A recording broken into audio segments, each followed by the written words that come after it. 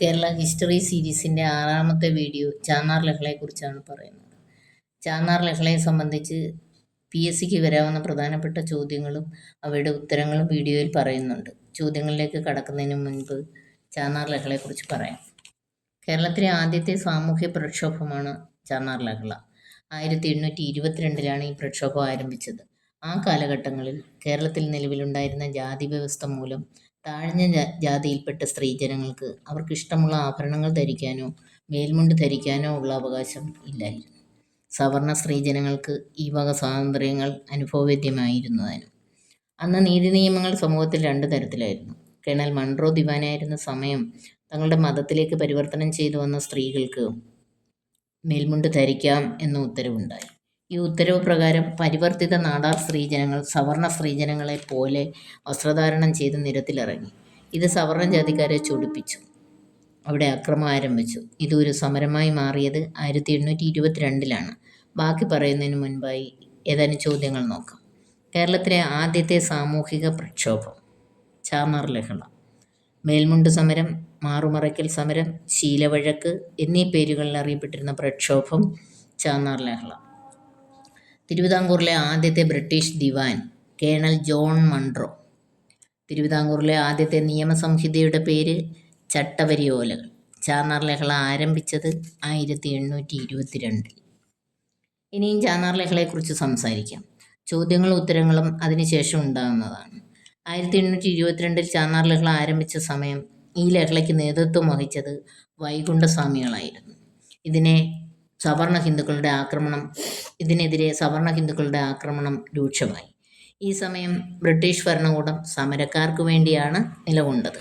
അത് പ്രത്യേകം ഓർമ്മിക്കേണ്ട കാര്യമാണ്. സമരങ്ങൾ തിരുവിതാംകൂറിൽ മുഴുവനായും പടർന്നു. അപ്പോൾ മദ്രാസ് ഗവർണറായിരുന്ന ലോർഡ് ഹാരിസ് ഈ വ്യവസ്ഥിതിയെ ശക്തമായി വിമർശിച്ചുകൊണ്ട് തിരുവിതാംകൂറിലേക്ക് കത്തയച്ചു. അതിനെ തുടർന്ന് 1859 ജൂലൈ 26 ഒരു രാജകീയ വിളംബരം പുറപ്പെടുവിച്ചു.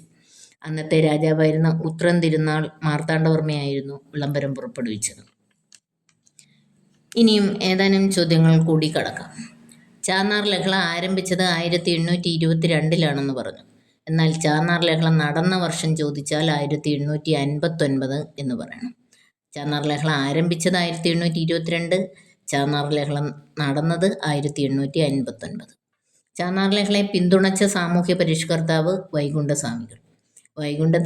സമ്പൂർണ്ണദേവൻ എന്നറിയപ്പെട്ട സാമൂഹ്യ പരിഷ്കർത്താവ് വൈകുണ്ഠസ്വാമികൾ. കേരളത്തിലെ ആദ്യത്തെ നവോത്ഥാന നായകൻ വൈകുണ്ഠസ്വാമികൾ.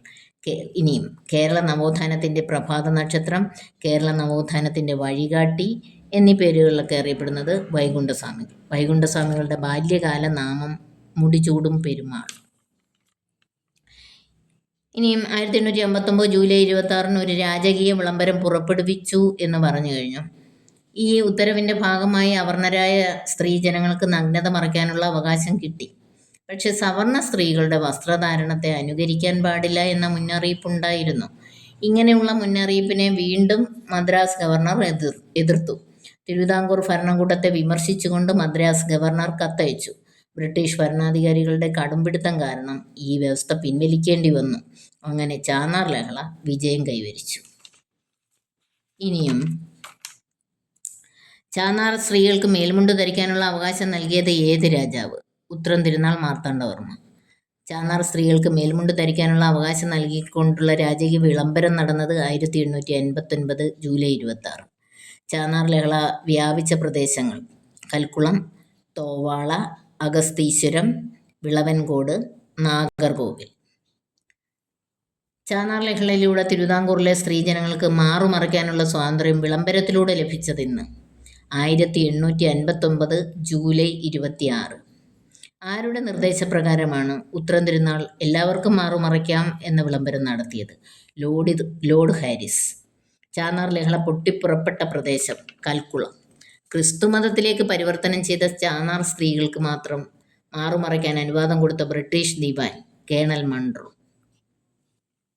ഓക്കെ.